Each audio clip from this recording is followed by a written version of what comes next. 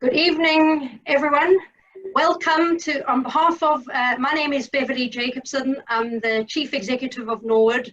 And on behalf of Hadassah UK and Norwood, I'm absolutely delighted to invite you, to have you all join us in this fantastic webinar. It's incredible. I believe we've got people from 16 countries around the globe listening in, which is quite something, and we're really excited. Just to outline the procedures for tonight, everybody will be kept on mute, but we'd like to involve you. And so if you have any questions, please feel free to air them, but do it through the chat process and we'll be able to pick it up from there. I want to thank especially Hadassah International for organizing this event all the way from Jerusalem. And very special thanks to Natalie Dweck for her help and inspiration in getting this together. Also to our teams at Hadassah UK and Norwood who've supported the event and helped put it out there. So we're very grateful to you all. Lastly, I have to thank Norwood's very dedicated and inspiring co-president, Jon, and also our acclaimed speaker, Eitan, for giving us their time and input tonight. So welcome, and let's get on with the webinar. Over to you, Jon. Thank you very much, Bev, and welcome everybody. And given the range of people here from so many interesting places, is perhaps one of the few times where I can say good morning, good afternoon, and good evening at the same time and be entirely accurate. So welcome everybody to this. How this is going to run is that we're going to ask Professor Kerem to make some comments, and then we already have some questions, very specific questions that have been asked, and we'll table those to him afterwards. And if you have any questions and additional questions, then please put them in the chat column and we'll try and make sure we get to them. But we're going to try and maximize our time to get the very best out of Professor Kerem. Can I just say on behalf of those at Norwood, and indeed everyone, what an absolute pleasure it is, an honor it is to be associating ourselves with the Hadassah Medical Center. It's an incredible jewel in the crown of the Jewish people and of the State of Israel. And of course, its history, having founded its first property in 1918, is one about the real timescale that it took from just after the time of the Balfour Declaration to where we are today. And what it does and what it has achieved is remarkable. It's not just its two centers, and it's not just the amazing Davidson Center that it's developed.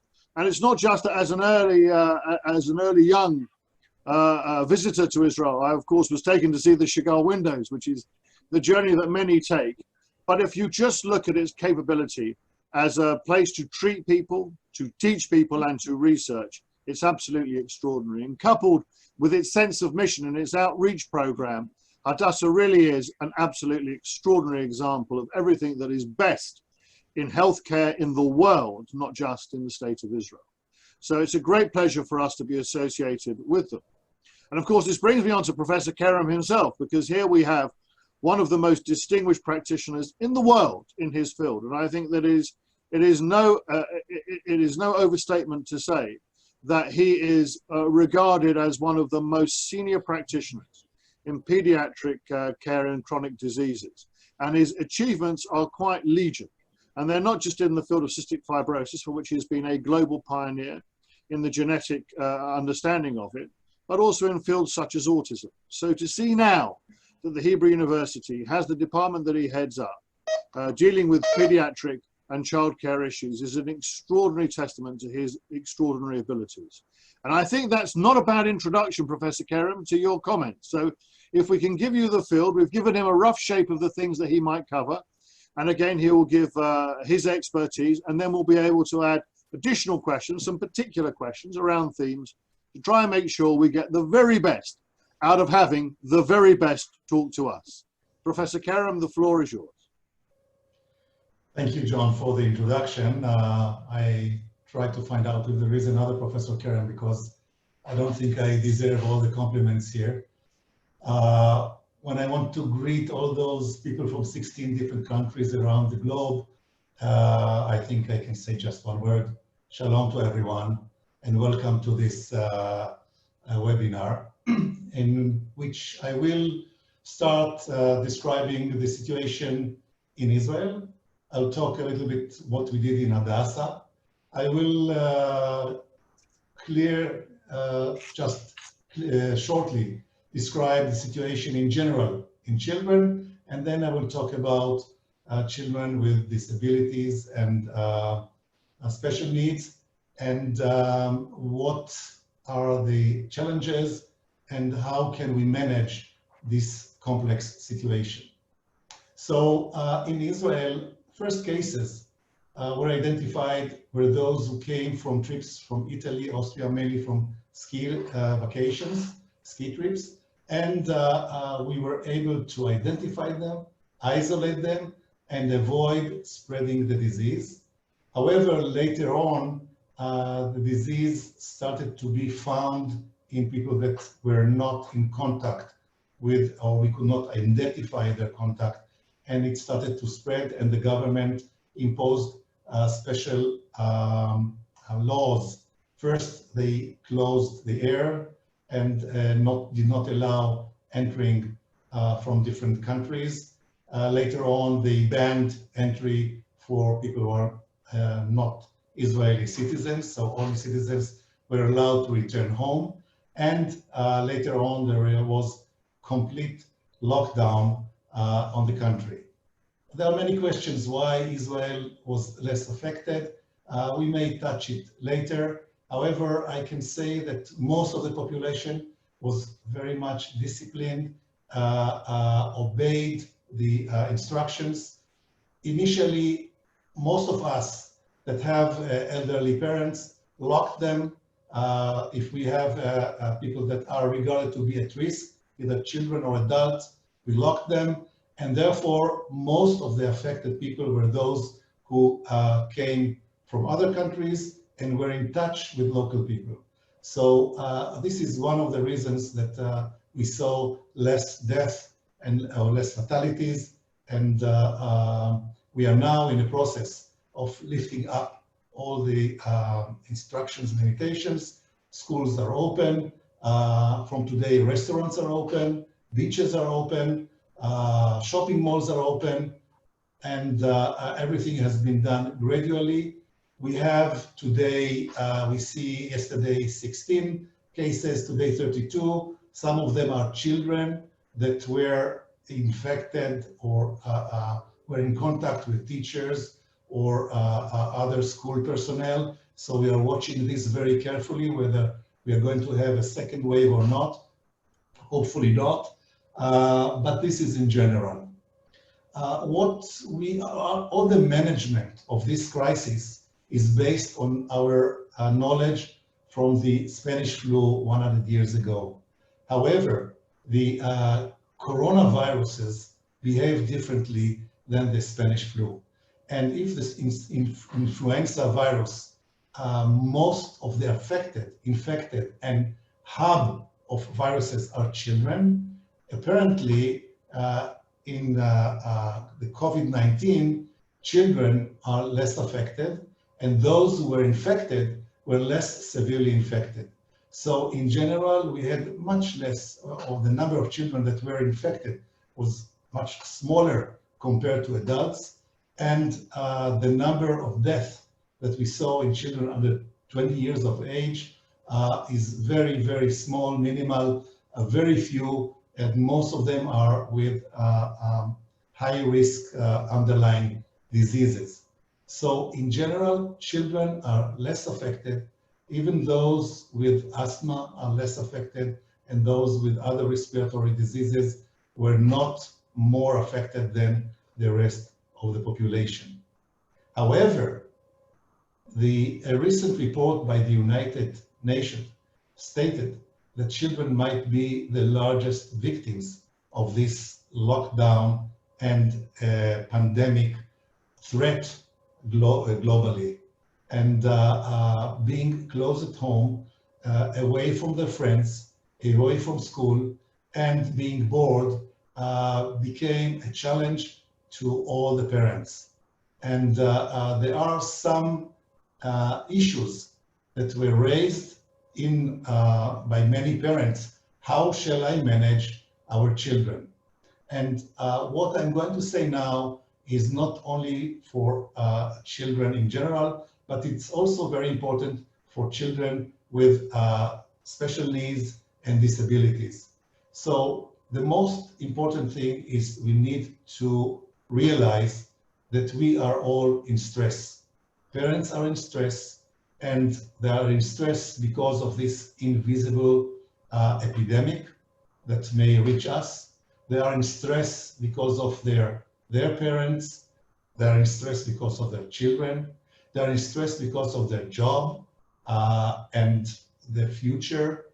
And we have in our brain a structure called the amygdala, which is a stress detector, like a smoke detector, which cannot discriminate between a cigarette smoke or a fire.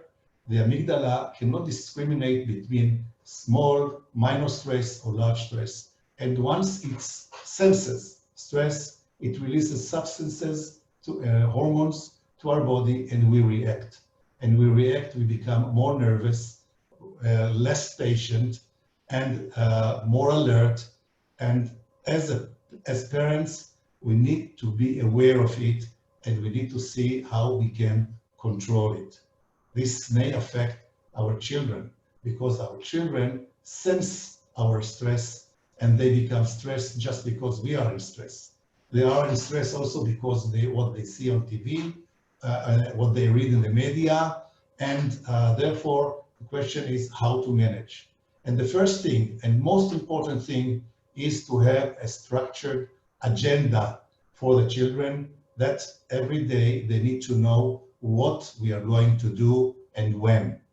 And we need to be very strict with this agenda. Second, media, screens. They become screen addicted. And the rule number one, we need to choose together with the children what we are going to watch in the screen. And most effective is to sit with them and watch it together with them, so they will not be alone. Those who are in the social media, we need to be together with them to watch where they are, what they are doing, not leave them too much alone, unsupervised, because being too much with the screens, being bored, may bring them to sites that might be dangerous for them. We should allow them to socialize through the media, to see friends, and also arranging sports activities at home or around our houses is also very, very important. And lastly, sleeping. Because there is no school, they can go to sleep late and wake up late, and they may develop sleep disorders. And we should be very strict also with the day agenda and when they're going to sleep, and not to go to sleep with a TV or screen or any other media. So this is in general for children. We lately see late effect complications, what we call Kawasaki-like disease or hyperinflammatory shock syndrome, where children come to hospital very severely. We had several such children. They had to be mechanically ventilated, some of them on artificial blood oxygenation, which is called ECMO. Fortunately, they all recovered. So I just heard that there are hundreds of such children in the States, dozens of such children in the UK and Italy, and it seems that almost all of them, after intensive care management, recover. So if we are talking about intensive care management, I would like just briefly to share with you what we did in Hadassah from the beginning of this crisis. So Hadassah is a major teaching hospital in Israel, and it is adjacent to the Hebrew University Medical School Laboratory. And I will share with you a short presentation. Okay, so when we heard that there is a threat of a pandemic, we started to be prepared. We have two campuses, two hospitals. The one that you see with the Davidson Tower is in Eitan Kerem, and the other one is in Mount Scopus. We decided that Mount Scopus Hospital will be corona-free hospital. So everyone that was suspected to have COVID-19 infection was transferred to Eitan Kerem and was managed over there. We opened one of our floors to be a COVID-19 department, and one of the floors became intensive care unit. And within 2 or 3 weeks, we had 5 floors full of them with patients and 2 floors that were intensive care units. So this is the number of patients coming every day to the different wards, and our management had this screen that in every minute they could know where the location of the patient, how many are in ER admission, etc., what situation of the patients are. All the staff, and this was unique to Hadassah, all the staff were instructed to undergo routine surveillance in testing in order to identify staff members that are asymptomatic and are positive to coronavirus, in order to avoid them infecting either patients or other staff members. We identified about 14 of our staff members that were coronavirus positive and had no symptoms. They were sent home to quarantine, and in this case, we avoided them to be exposed to patients. Those who were found negative had this sticker that they are free of corona, and they had to sign commitment that they are going not to be exposed to anyone else beside work and their household family. Every visitor had to sign also a health report and commitment, and received mask, glove, and Hadassah disinfectant solution. Hadassah started to build immediately an RT-PCR laboratory that became the largest laboratory in Israel. Within 48 hours, 120 workers, PhD students from the Hebrew University Medical School volunteered to work in our virology laboratory.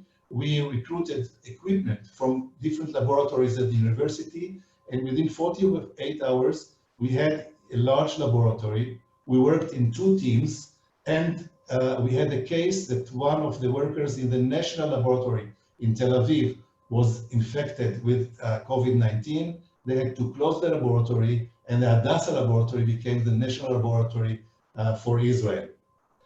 These are the numbers of tests that did every day. We can see here some days close to 3,000 tests per day, which is a huge number, because at that time we had 5,000 or 6,000 tests in all the country. We also produced what we call the Hadassah, the disinfectant solution, that was used by the entire health system in Israel. And we had the first thing was to protect our team members.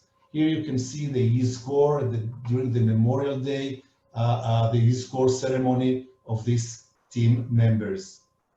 We used high-tech equipment with telemedicine, and this watch was used to measure oxygen level in the blood pressure, and report to our team behind the glass, so we knew every minute what is the situation of every patient. But we also cared for the well-being of the patients, because they were very lonely. They could not have family members visiting them, and they were all they had guilt feeling, thinking whom I infected, what will happen with those who are infected, especially if somebody died.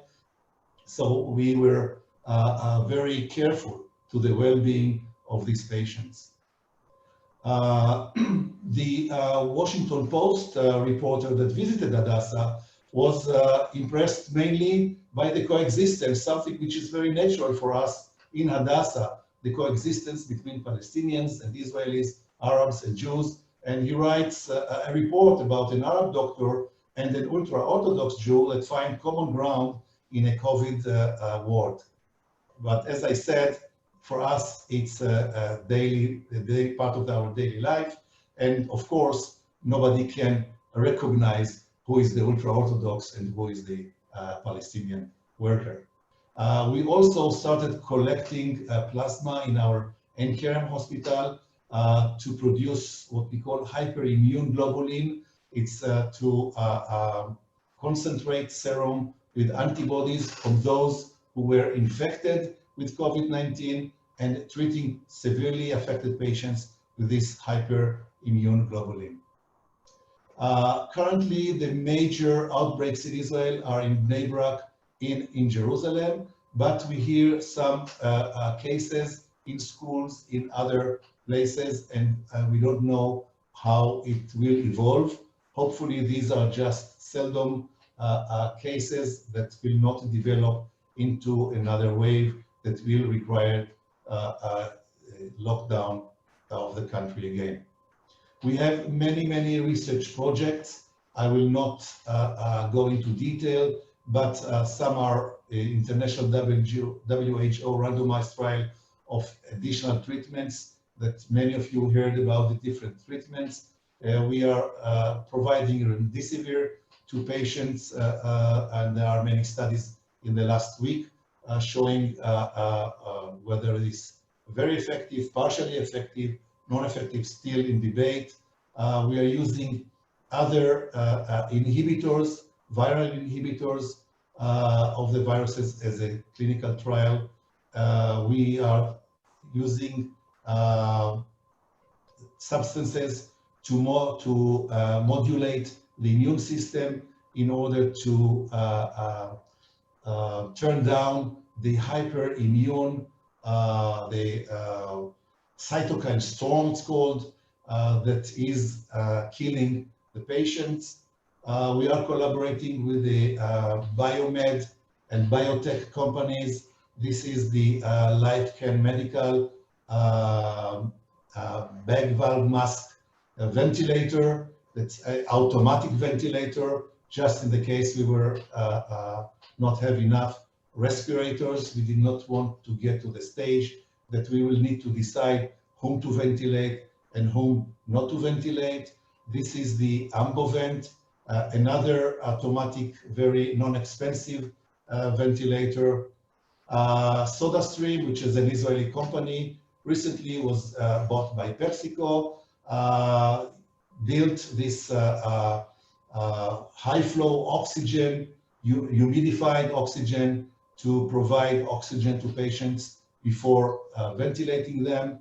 And these are our nurses. Really, we are very thankful to amazing team from the cleaning workers, nurses, doctors, everyone volunteered to work in the corona departments. And from the ventilated patients, those who were severely affected, we had only 20% mortality. I'm saying only because 20% is also a lot. Everyone that dies is a loss. But the numbers in other countries are 80% death. So we feel that we are very privileged with what we did so far. Can we stop share? Okay. So I will talk now about children with special needs and disabilities. They have, and depending on their intellectual level, they are responding to the situation. It's a new situation, but sometimes it can be also an opportunity for us as parents to spend more time with them, to get them to know better. But we are always afraid of what shall we be, what will be with them. Can we have the medicines they need? Will we have enough tools that they need if they need gastrostomy or other tubes replacement? Many parents were afraid to go to the hospital, avoided clinic visits, avoided tests, avoided procedures, and some of the children suffered from lack of treatment because of the fear to be exposed to COVID-19 in the hospital. So the different responses are different in children. If we talk about stress, so children with ADHD, the stress is amplified. If we talk about boring, so children can become, with special needs, can become addicted to screens. They can have acting out. They can start conflicts with their siblings, with parents. Those who are impulsive might be hyper reacting and might be violent, and this is a real challenge. Those who have difficulties in organizing the time and day, they will be confused, they will lose the feeling of time, and those who are hyperactive, again, will need to do more exercise, otherwise they can become violent and cause destruction of furniture at home, or even be violent against their family members. So we need to be very, very sensitive to this new situation. And what we need to do is, again, having a very structured agenda. They need structured agenda. We need to keep this routine at home, and we need to be very strict because they will try to break this routine, and we need to show that it is very important when we are going to eat, when we will have our meals, when we will wash and we will have the bath, and when we will go to sleep. We need to maintain the limits, what we allow and what we do not allow. If we can, we need to speak with them, ask them what they would like to do, what they feel, and how or we can build together with them the agenda for the next day. We need to transfer the message that we are able to cope with the situation. The situation will not stay forever. It takes time. We don't know how long, and we are coping with it, and we will overcome. They need to receive this message, and this is very important to all the children, but especially children that are high risk and they are scared what will happen to them.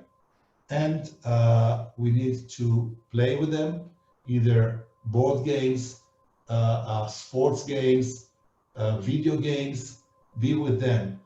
Try to avoid having them to being lonely or play alone. In cases that you feel it is important, just consult professionals. The online consultation became very, very popular. Something that we physicians and professionals, we thought without having a direct contact with patients is something that's unheard about. It's not professional. Today, it becomes part of our life.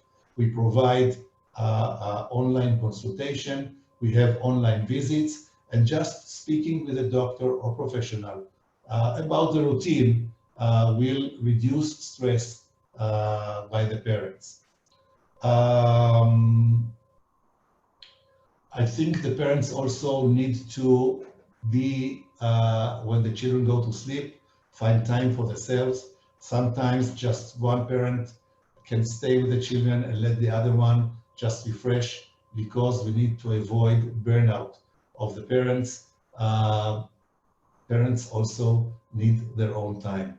So overall, we are in a very, very challenging time, very challenging situation, very challenging to all of us from many, many aspects, but especially for those with children with special needs, chronic diseases, it is more scary and challenging.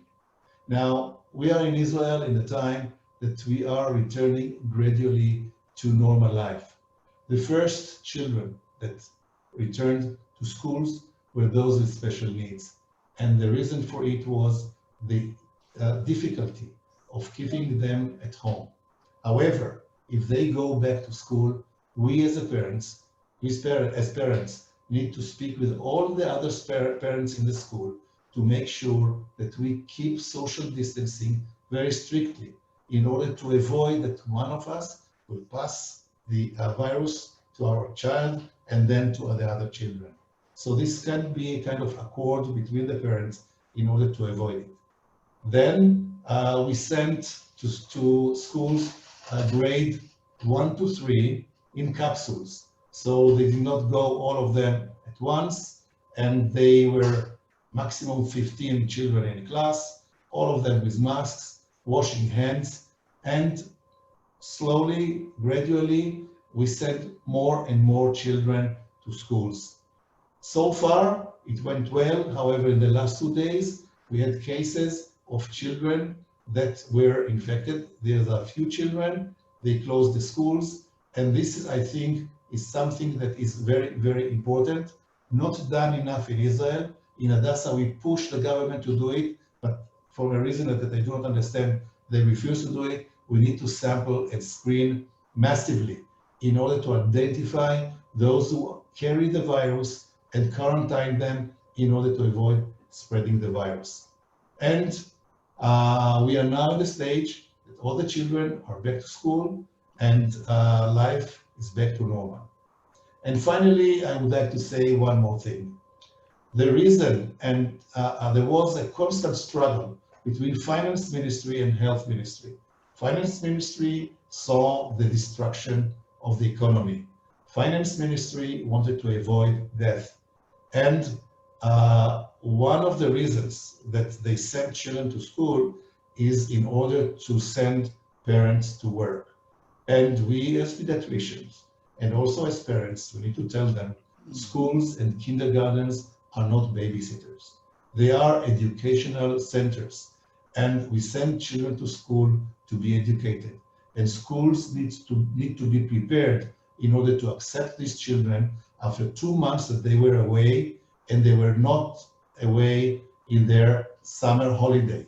They were aware in a very stressful quarantine facility at home. Some places, we have 100% reports of home violence. Violence can be physical violence, can be verbal violence, and when schools are closed, nobody can recognize it, nobody can report it. So we need to be very sensitive to those children that come back to school after being in such a stressful situation. I think I will stop here and will let questions to be asked, and I hope I will be able to answer them. And thank you for your attention. Well, Professor Kerem, that's been absolutely extraordinary. Thank you very much for that tremendous presentation. I just remind people, of course, they can, and some are already asking questions through the chat, either directly to me or to everyone.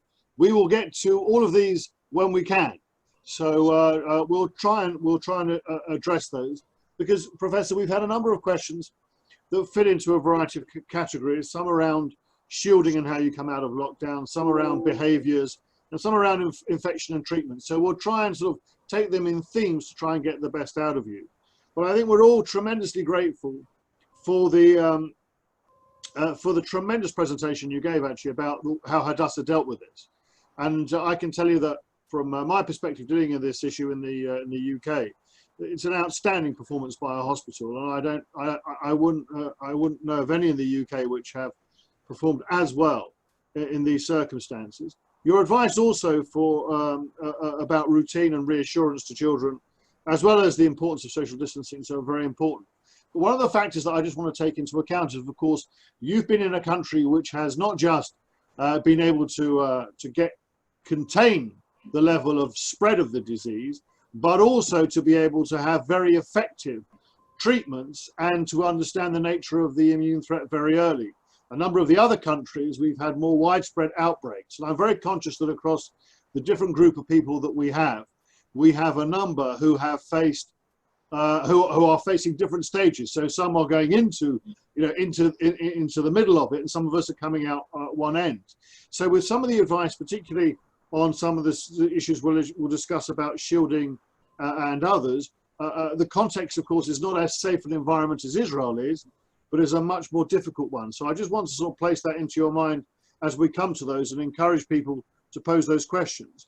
I just wanted to start, though, with just some of the issues that people have about understanding some of the issues about testing positive for COVID and for those sorts of things.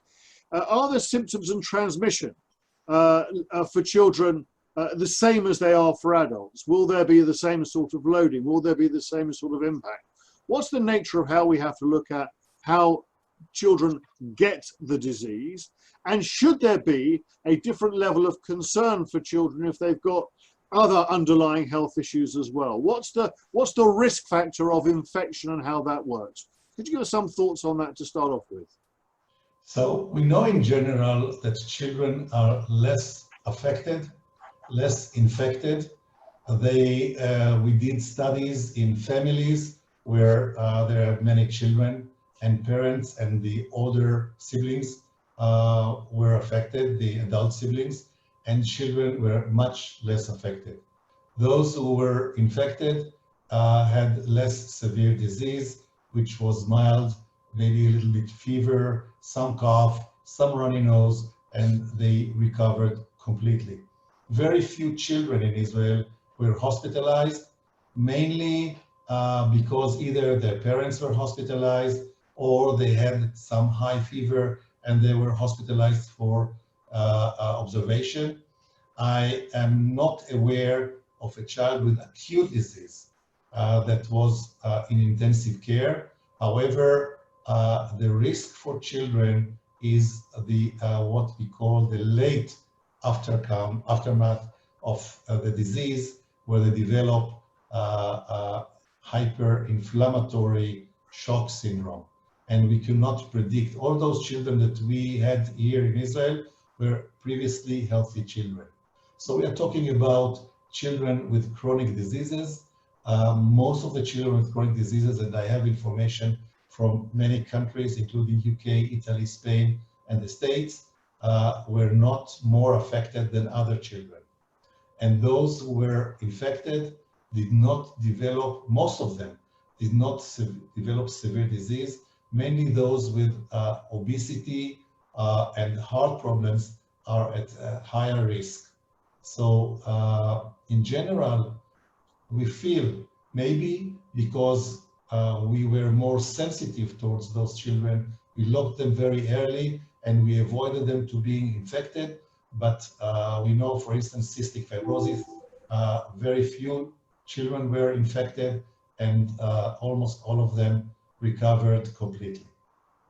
So, Professor, just to be clear on one particular point, if children are infected, those who've got particular acute needs or underlying health issues, for example, those who are likely to get Kawasaki or even hyperinflammatory shocks in some sort of way, that's not the reason why. It's a more random eventuality, and even in those circumstances, treatment is readily available, understood, widespread, and isn't a particular problem. Right. However, even saying this, I instruct and advise the parents to be very careful, avoiding socializing. Even now, children at school, I told them, wait and see.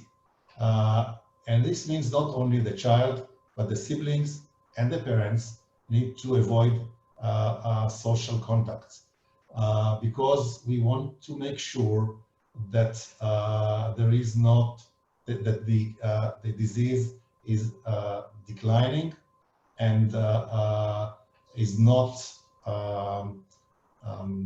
increasing in numbers that will put them in risk. So we don't want to take any risk. And those who have chronic disease naturally are in a higher risk.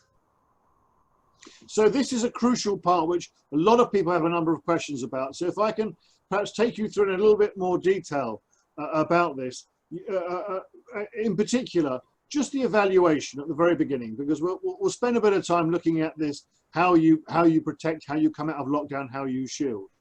For those people who do have conditions which may lead to greater circumstances, either for their children who have those risks, or if they have those risks, we've got to be very, very careful. How do you evaluate the right time to take risks?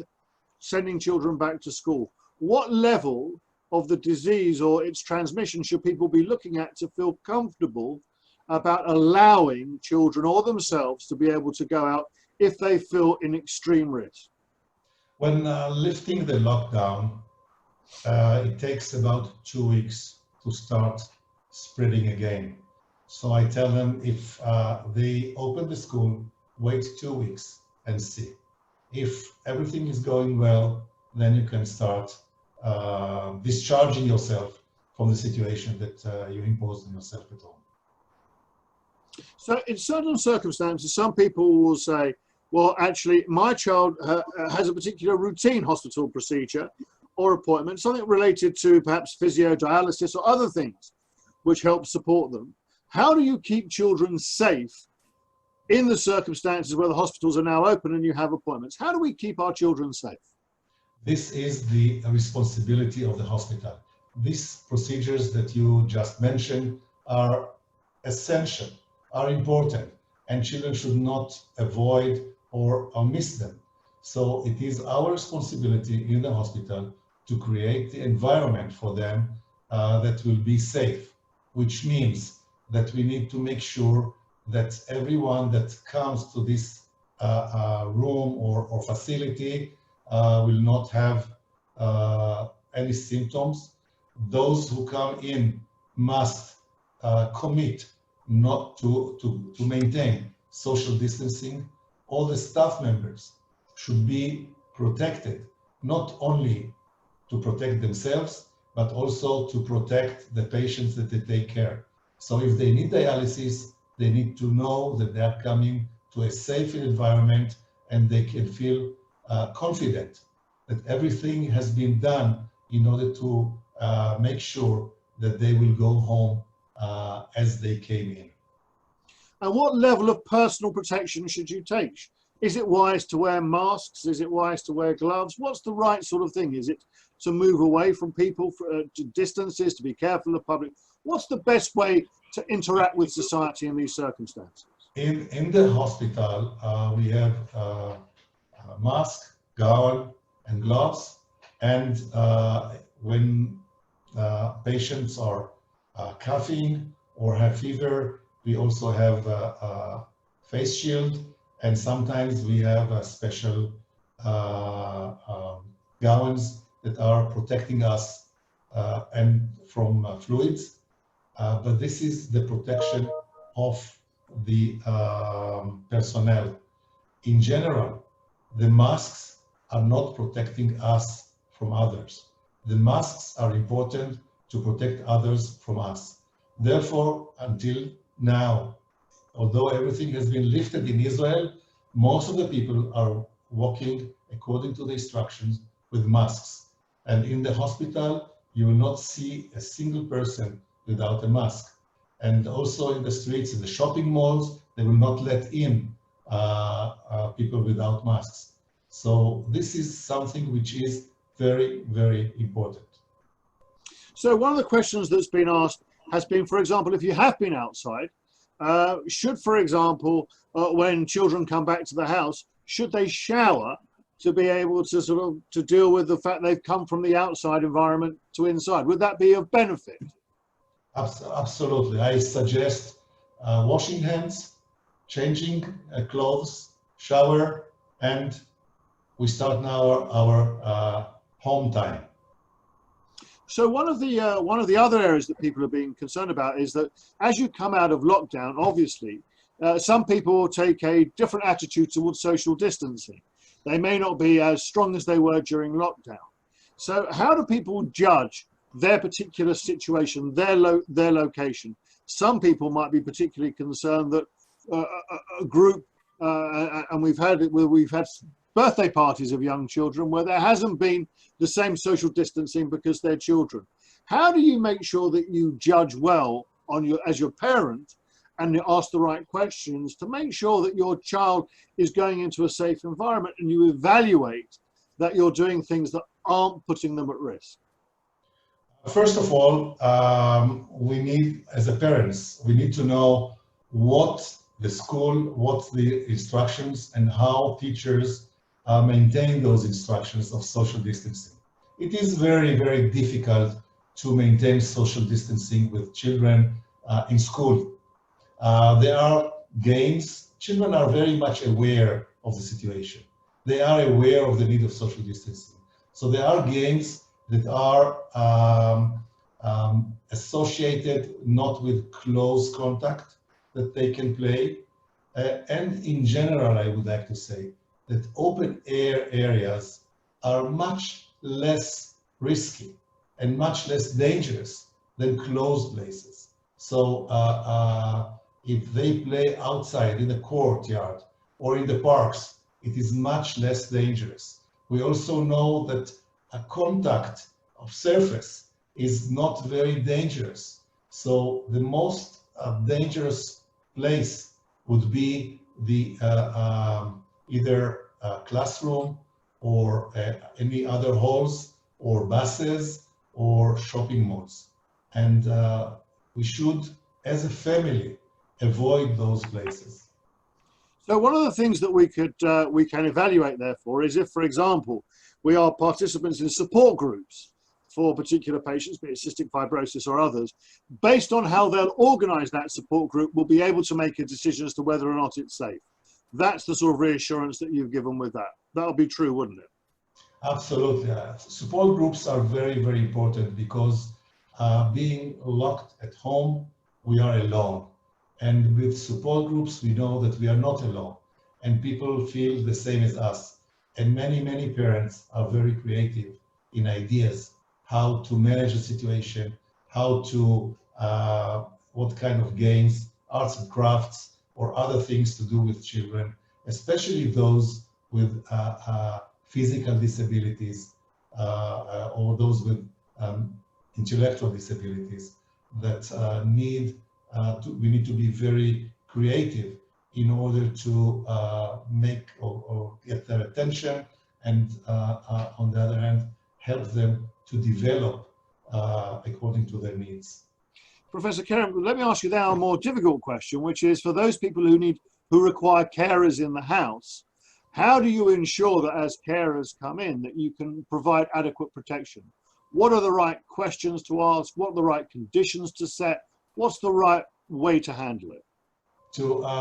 Can you repeat the question? Oh yes, for those people who require carers to come in to help with children who've got particular needs, how do we make sure that when they come in, we're maintaining a safe environment? Okay, I think this is a very important question. We need to know where those carers come from. Do they take care on other children in other houses? We need to know where. We need to contact the other places to make sure what type of social distancing they maintain and where do the carers live. And sometimes, and of course, when they come in, they need to wear masks, gloves, and gowns, and wash their hands, of course, in order to make sure that, or to do the maximum that we can in order to avoid spread the virus at home. However, for some children, masks can be very frightening. When they see people with masks around at home, they will be very stressed and can be very violent. So we need to be very sensitive also for those children and give them to play with masks. We can put the masks on our face and draw funny things on them, either lips or other things, in order to get them more familiar with masks. And this is, again, a gradual process. Let me ask you then for some further advice, building on that, which deals with those situations where you have children, as some people do, who've got a range of behaviors, mouthing, touching, tasting, or other sorts of things. Does that present more risk? Should we be more concerned about taking those children out because they might well be able to infect themselves? How do we find ways to protect them? And also for those such as those with autism who are very, who won't let, for example, a parent put on sunglasses. How do we handle those very difficult situations? So it is again a very, very challenging. These children need to be outside. They need to go, in Israel we allowed 100 meters away from home. So they need to be outside, sometimes in hours that there are not many people in the streets in order to avoid meeting others. But we need to get them to do more activities in order to avoid them being more violent at home. And as I said, in a gradual process, to get them to be used to the special devices like masks, gloves, and other things, beginning with games and funny things, and later on it will become something that they will be used to it. Just moving slightly, are there any particular medications that a child or who has particular vulnerabilities or a condition that might be taking that make them more vulnerable?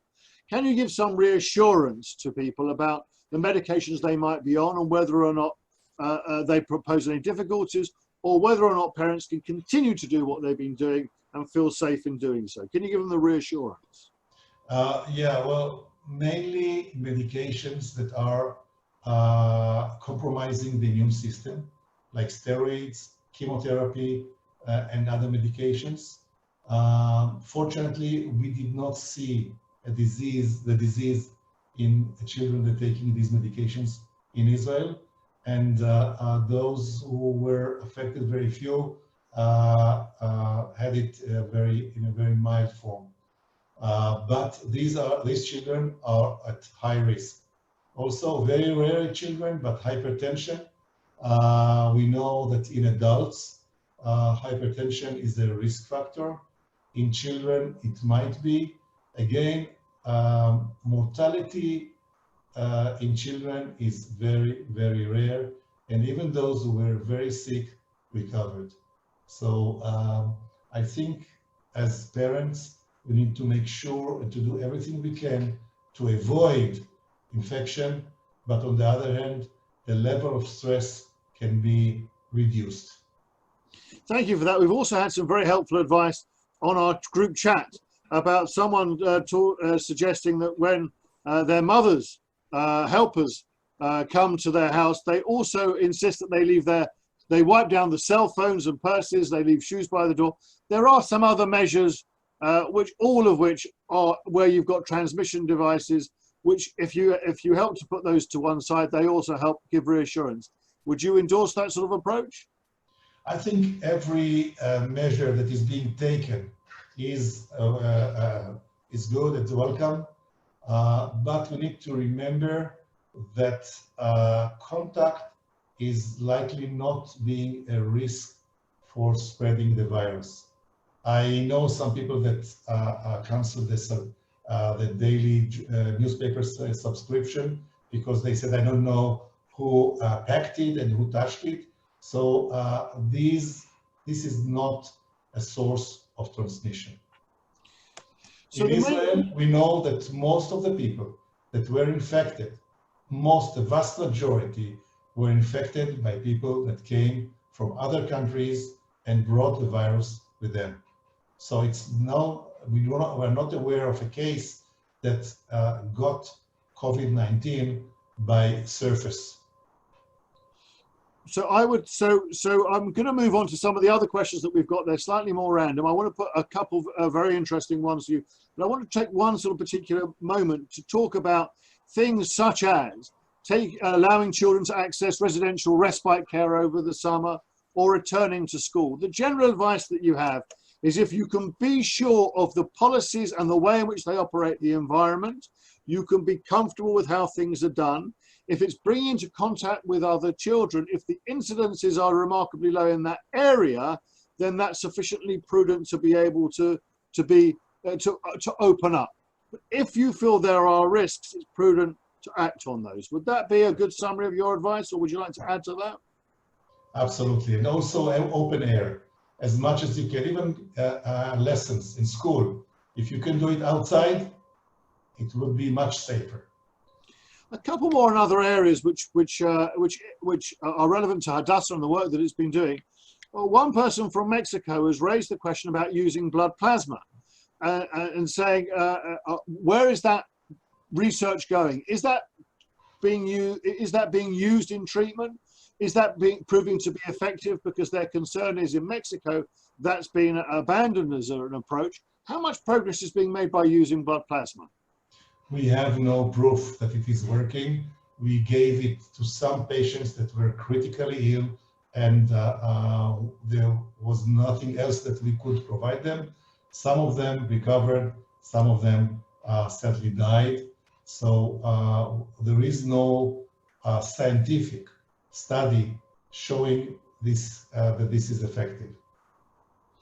And a particular question about patients coming from close quarters of convalescent homes or other assisted care. How many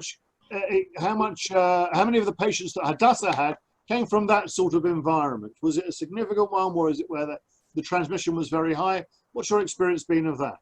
I think this is one of our problems, that knowing that people, old-aged people, are at high risk. Those who have parents at home or at their home locked them and avoided contact them, but we abandoned the old age houses, and we had spread. I'm not sure the numbers, but I think it's about a third of the fatalities, or maybe 50% of the fatalities, are people from these institutions. And now we recommend in Hadassah, and we do it voluntarily, to sample the workers and the people that live there in order to avoid or identify if someone is carrying the virus, immediately to quarantine and avoid spreading it in these institutions, because this is so dangerous and so deadly. So one last question, Professor Kerem, because then I think I will have genuinely covered every question that people have asked and drawn it into others. Very quickly, because we are coming to the end, about those people who are having to balance the difficulty of working at home and dealing with children with particular needs, maybe mild ASD or other sorts of conditions. How do you make sure you balance that properly? Are there any general tips? I'm not sure I got the question. Well, it's about how do you balance making sure that you're, for those who now have to work at home and those who might have acute, how do you make sure you feel on top of doing what you can to protect your children? Well, this is a challenge, to work at home and to be with the children. So the only thing that we can offer them is find some activities for the children. It can be either school exercises, it can be giving them arts and crafts assignments, or what we also had, we had capsules of 3 or 4 families that all of them agreed not to be exposed to any other family or any other person, and then we could share responsibility and have the children at one home every other day, and then the other parents could work from home. Professor Kerem, I can't thank you enough for the absolutely practical and helpful advice that you've given, and the real tour de force that you've given us. Not only do you have a brilliant understanding of the condition and of children, but your ability to communicate to everyone and anyone is remarkable, not least for someone who's authored some of the most prestigious papers in research and achieved some of the greatest awards. So we thank you very much for not just your ability to get on top of these things and to find out groundbreaking ways to deal with them, but for explaining it to all of us as well, and for your time as well. And can I just wind up and thank everyone very much for joining us, for wishing you a very good evening, good day, or good morning, in whichever your circumstances is at the moment. And in particular, thank my colleagues at Norwood and Bev and the team for what they're doing. But I thank Hadassah for being such a beacon of light and such a great hope for us all, and such a great example for us all in what they're doing. To you, Professor Kerem, and your colleagues, we thank you very much for what you're doing, and we hope that the world uses what you're doing as an example to help improve the lives and the conditions of others who've not just got conditions affected by COVID at the moment, but by looking at all the stuff that you've done to better the futures for children all around the world. And for all the supporters of Norwood and for Hadassah, thank you very much for being the sort of people who want to make a difference and who do make a difference by what you do. And for those with children, those who are the parents and families of those who need additional support, may you always be able to find it through the benefits of communities, of organizations, and for feeling part of Am Yisrael and for being part of the Jewish communities in your countries. Can I finally say, in winding this all up, a prolonged thanks to everyone involved in this organization, and wish you all a Chag Sameach as we come to the festival of Shavuot, and may those who like cheesecake glory in the next few days and the enjoyment of as much cheesecake as you can, and may we all be blessed with good health and safety in time to come. Thank you all very much indeed for being part of this wonderful webinar. Thank you. Thank you all, and stay safe.